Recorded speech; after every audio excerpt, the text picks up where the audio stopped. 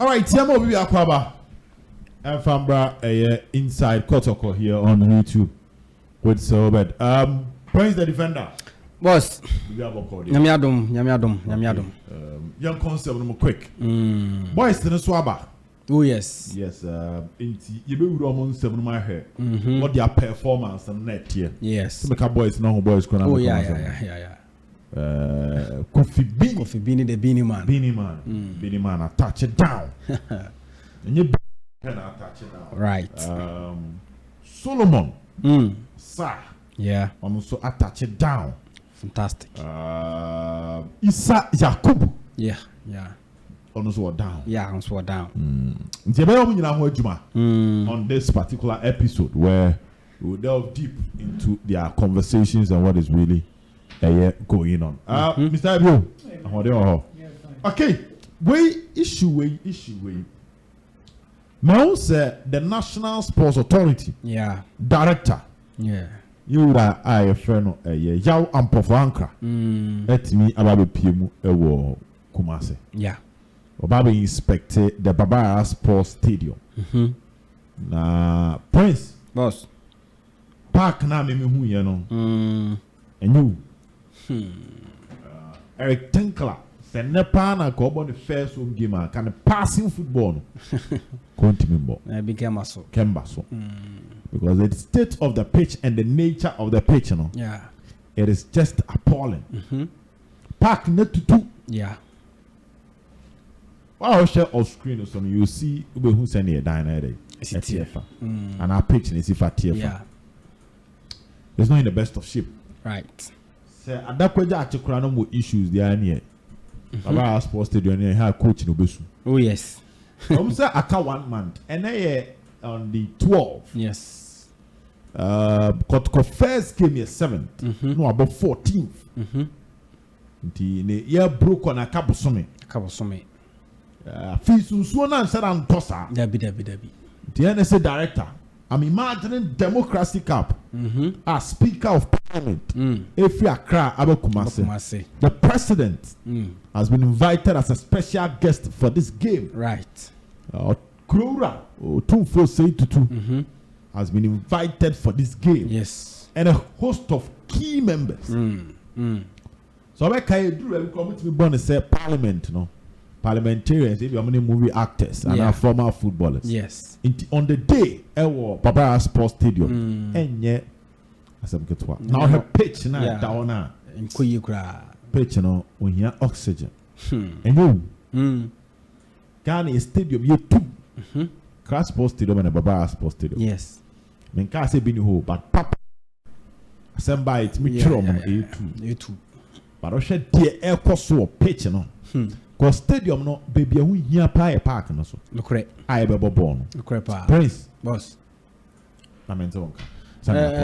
Yes, and the NSC director Nankasaba, Mr. Yao Ampofuankra Ankasaba Kumase, our baby inspect pitch no.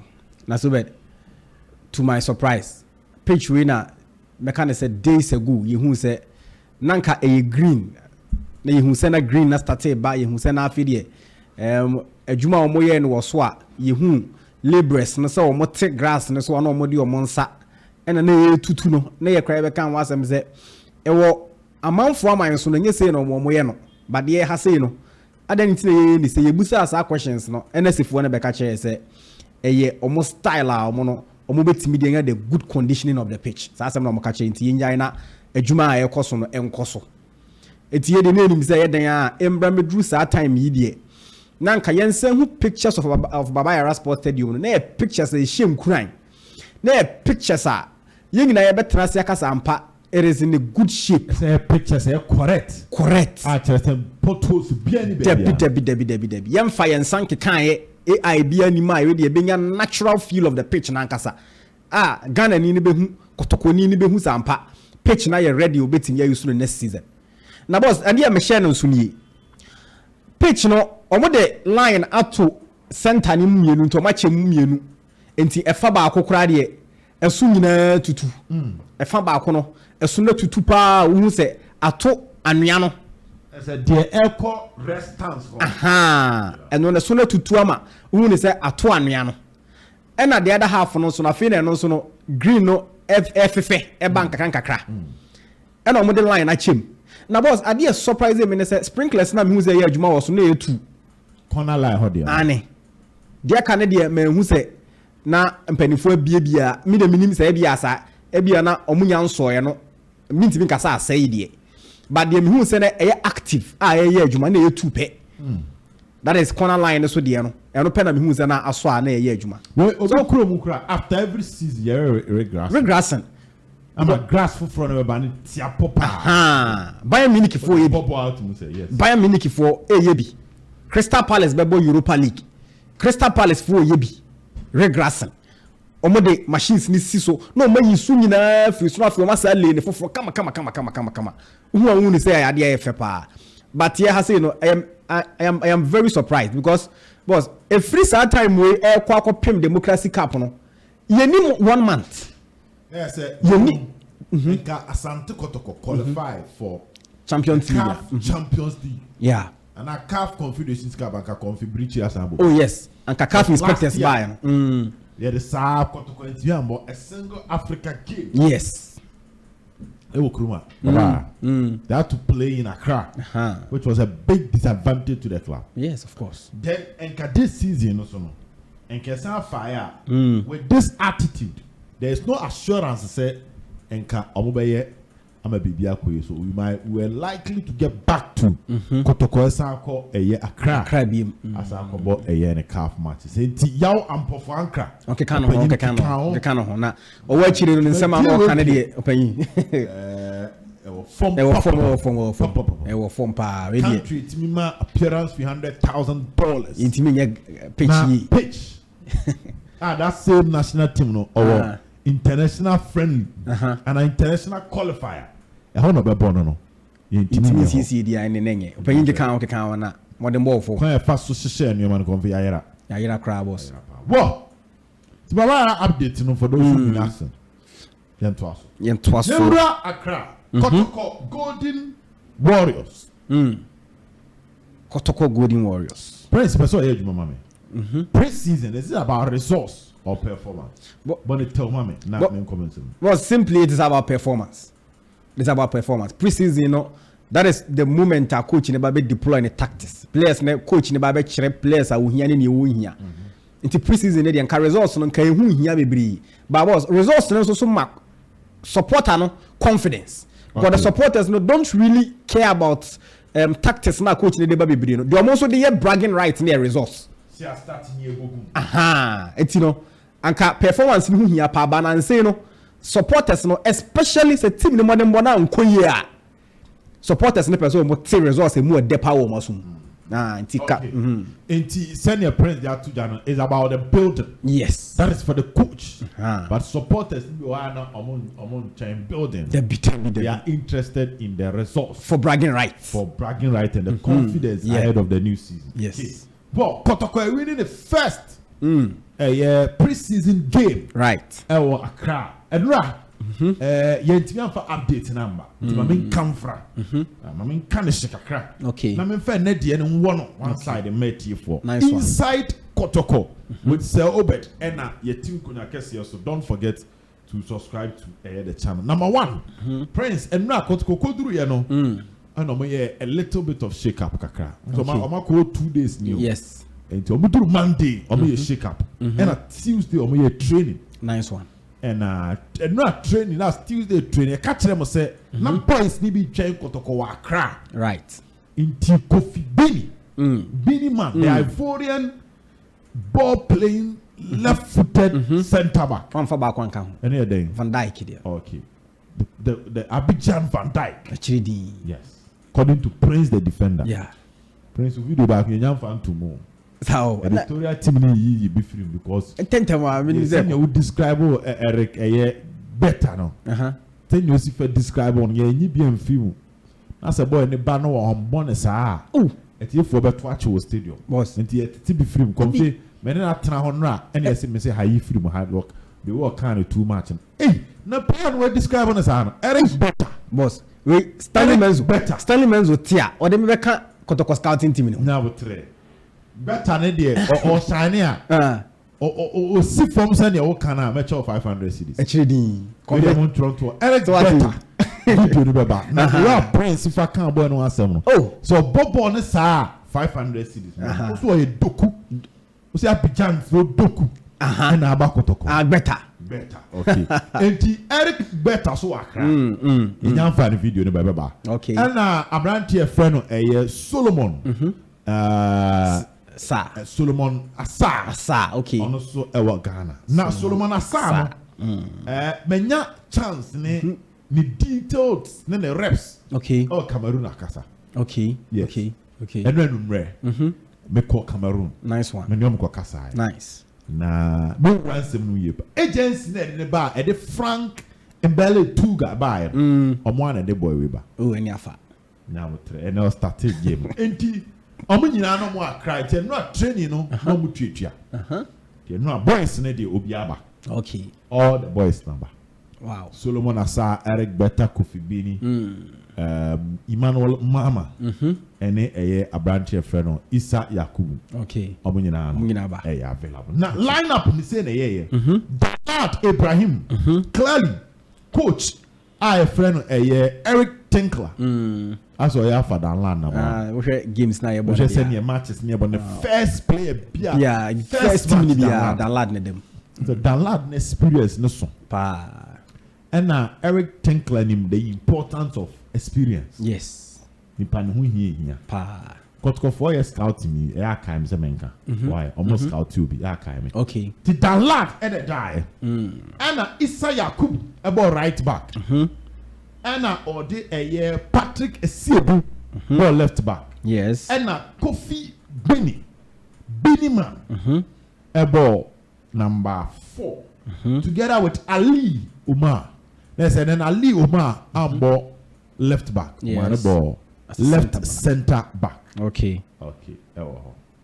And Opia Abdul Kader. And Nijina Omenim. Coach about a 4-3-3 system. Okay. Or a 4-2-1. A 4-2-3-1 system. Okay. 4-3-3 or 4-2-3-1 system. And the double pivot ne Hilaria double. And Abdul Kader. Yeah. Omne boy. And about Walid saying name. Number 10. Okay, say 2 months ago na convey store say what name abenya second chance. Na ejina no so me ka just say entry so be here benya second chance. Ne jina omu suban ne de ombe. Yes. Walid ne started as the coach number 10. And about Opoku Achima Isaac. Our left wing. And about Philip Amu our right wing. Yes. And about Solomon Asaah. Our striking position. Yes. What Kobo gave the 3 halves. Along the line, the coach need changes armor. You guys need to be sure about Wemo and an starting 11. Danlad Ibrahim Isa Yakubu, Kofi Bini, Patrick Esidu, Ali Omar, Abdul Kader, Los Henry, Hilary Adabo, Wali Nemo Poku Philip Amo, and Solomon Asaah. Yeah. Give the berry no Poku show 1. After 90 minutes, na Kotoko 1 now. And another 45 minutes for endurance. Okay. And then Musa Hamzata. That I know about game.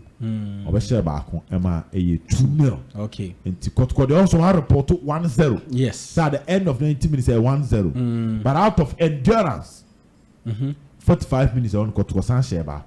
Yeah. At the count. And this is the lineup of Asante Kotoko. One to Hubert Joe for the past 2 matches. Yeah. Kotoko Abon Hubert Joe Unteren.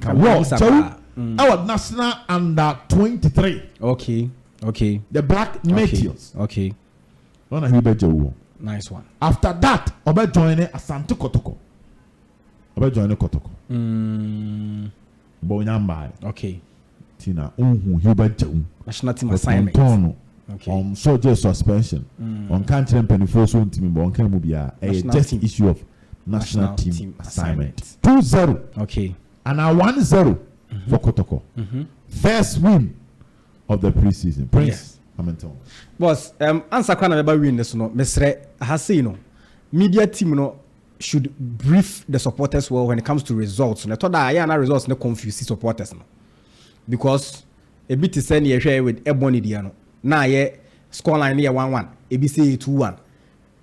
But o he game na ye game na nke 2-1. But utie afi na onchechiri mu foforo na isa babeba. So with this new style na e wo honom na omo eye no ye be stress ya omo emma information and ehun education ne kakra enkom because you say ya ka 1-0 ya saka 2-0 and baz one chirem anche ni pa say ya sabo additional time esa ka ho 45 minutes and near endurance ne ka ho a maybe nipa on tiase so media team no Kotoko media team no should be mindful of eno na amamfo ntimi tiase yi pa good seeing Kotoko say waiting winning the game no because after Benab, after Ebony no, na conversations ewo Kumasi especially na enye good cry because na supporters ni bebre na no egu so complain said they are not seeing any improvement in the side.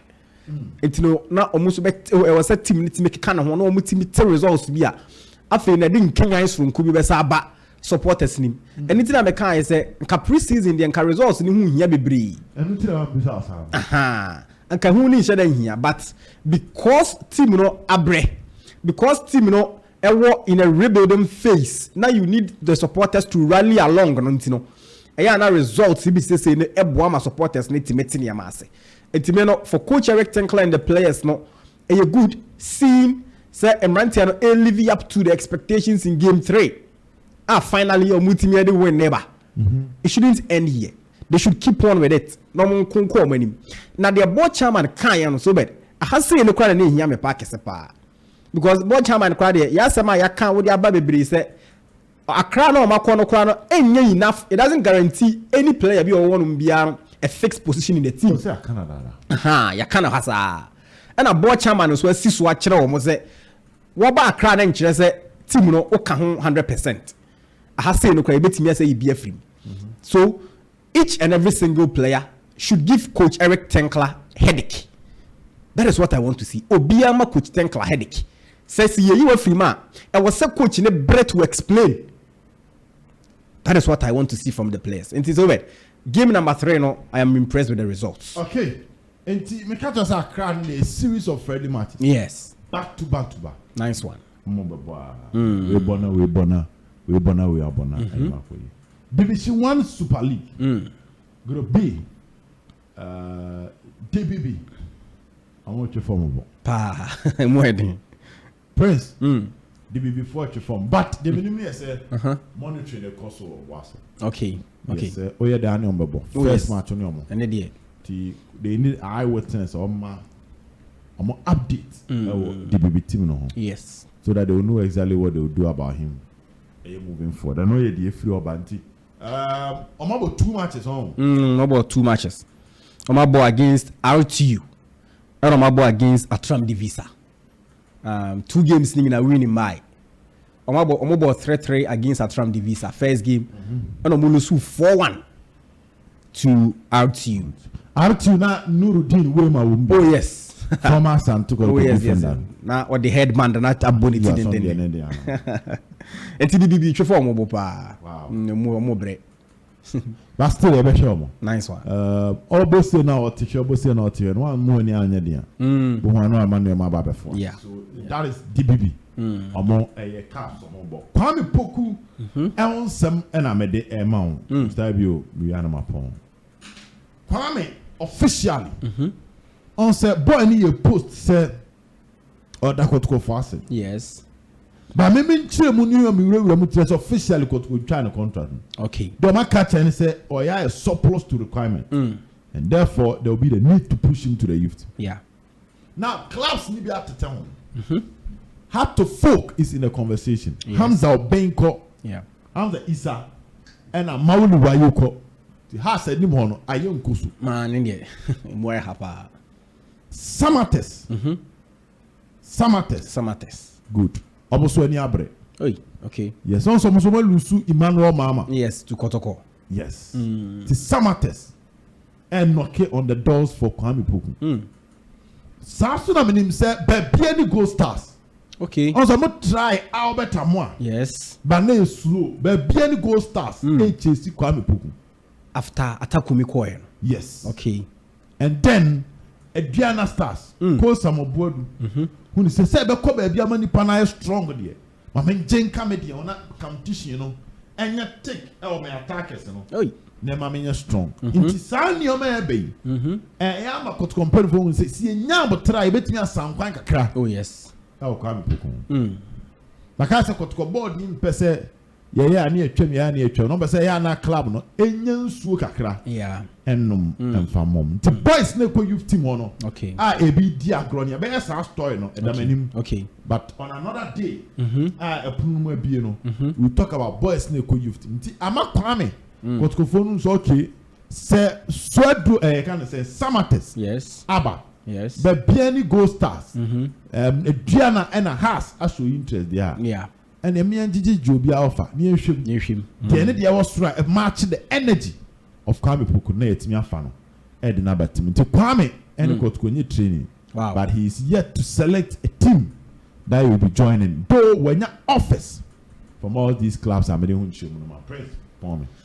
Boss, Kwame Poku dia no sene de bia be ka no the modern trend of football how omuti yo mo na efe na brofo no yo mo de na efe they don't terminate players contract all of a sudden.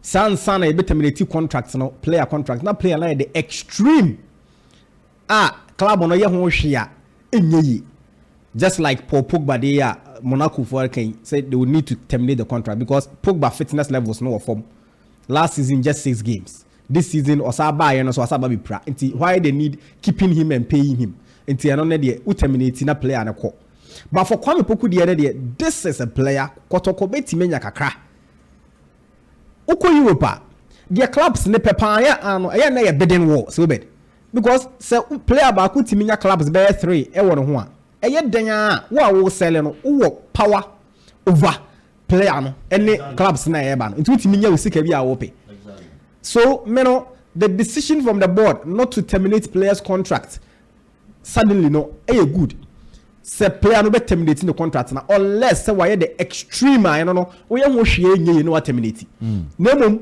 se player no contract no ebi wom na club no betimi anya bibi kakra free ma wasa club no because club no so tua aka okay until me I agree with them aduana sisi ni sika wo ho nyama ekoyi Gold Stars sika wo ho enema ye kama Samate sika wo ho akra so focus so sa eti at least omonji kakra so bed say impo say ntimi nye 70% of Kotoko car wabo metimi atia at least 50% the Asante Kotoko betimi from sales of Kwame Poku. Okay.